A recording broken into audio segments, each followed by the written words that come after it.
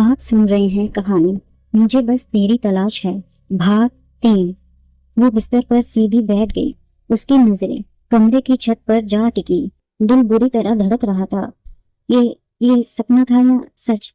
उसके मन में सवाल कौंधा। वो खुद से ही बुदबुदाई, नहीं तारा, पागल मत बन। सपना ही तो था। हाँ, बस सपना। उसने गहरी सांस खींचकर खुद को शांत करने की कोशिश की। होंठ कांप रहे थे, पर चेहरे पर जबरन एक हल्की मुस्कान लाई, मानो खुद को यकीन दिलाना चाहती हो। अचानक उसने झटके से चादर हटाई और उठ खड़ी हुई। पैरों तले ठंडे फर्श ने उसे और चौकन्ना कर दिया। वो बिना पीछे देखे वॉशरूम की ओर बढ़ गई। दरवाजा हुश की आवाज के साथ खुला और भीतर चली गई। मानो कमरे मानो कमरे की चारदीवारी में रहना उसके लिए अब मुश्किल हो गया हो। आईने में अपना चेहरा देखते ही उसने फिर आंखें बंद कर ली, जैसे डर अब भी पीछा कर रहा हो। तारा अब भी सपने की धुन से पूरी तरह बाहर नहीं निकल पाई थी। बाकी सब कुछ धीरे धीरे धुंधला हो गया, पर वो अजनबी सी नीली आंखें मानो उसके जहन में कहीं बस गई हो। उसने एक पल को आंखें मूंदी, जैसे खुद से पूछ रही हो, कौन था वो और क्यों सिर्फ उसकी आंखें ही याद रह गई। कमरे की खिड़की से हल्की सुबह की रोशनी अंदर घुस आई थी। पर्दों के पीछे से आती हवा ने एक मीठा सा एहसास करा दिया। आज का दिन उसके लिए खास था। आज कॉलेज का पहला दिन था। आईने के सामने खड़ी होकर वो अपने बाल संवारने लगी। हल्की सी घबराहट और खुशी दोनों उसके चेहरे पर झलक रही थी। शक की एक परछाई उसके मन में तैर गई।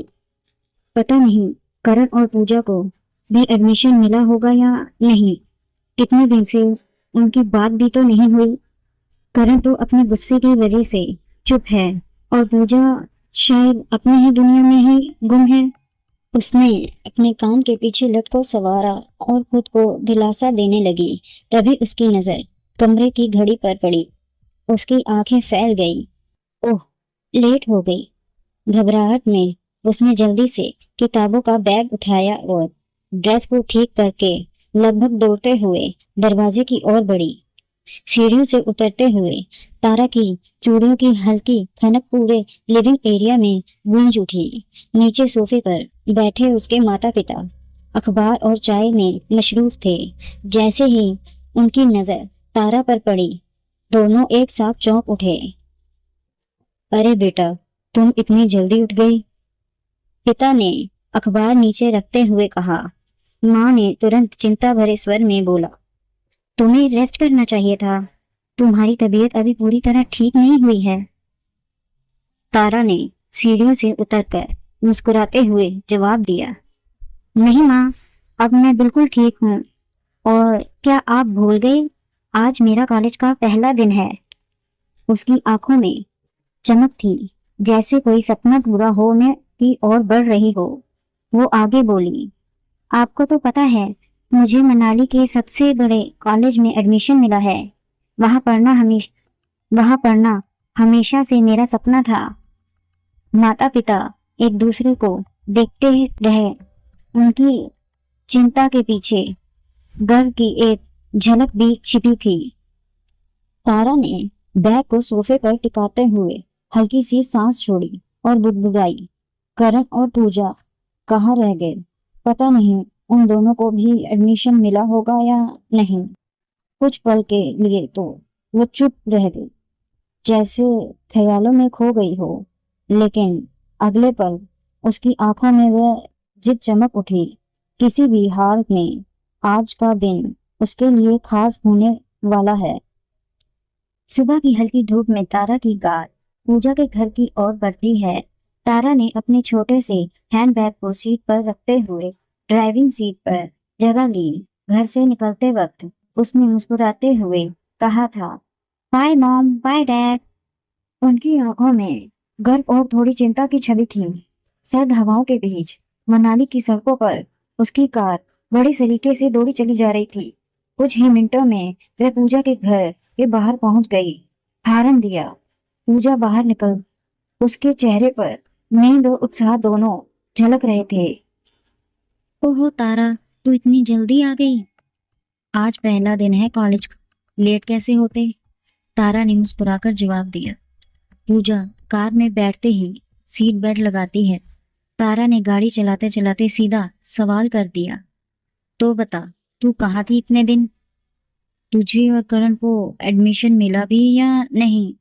पूजा मुस्कुराकर बोली, मिला है मैडम, और सिर्फ मुझे नहीं, करण को भी मिल गया है। हम दोनों एक ही सेक्शन में हैं। तारा का चेहरा एक पल को स्थिर हो गया, जैसे किसी पुरानी याद ने उसे छुआ हो, लेकिन उसने बात को हल्के में लेते हुए कहा, अच्छा है, फिर तो मस्ती होने वाली है। कॉलेज का गेट दिखता है, बड़ी बड़ी पहाड़ियों के बीच एक सुंदर सा कैंपस। तारा ने गाड़ी कॉलेज के सामने रोक दी।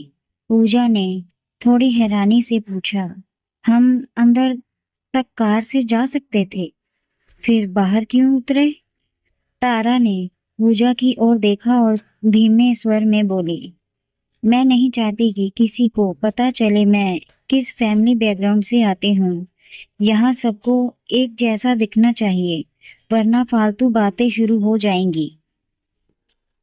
पूजा ने समझने के अंदाज में सिर हिलाया, लेकिन कुछ कहा नहीं। करण बाइक से कॉलेज के गेट पर आता है। उसने हेलमेट उतारा और उसकी तारा और पूजा पर नजर पड़ी। एक पल को उसकी आंखें तारा से मिली और फिर फौरन हटा ली। तारा की मुस्कुराहट थोड़ी फीकी पड़ गई। पूजा धीरे से बोली, लगता है अभी भी नाराज है।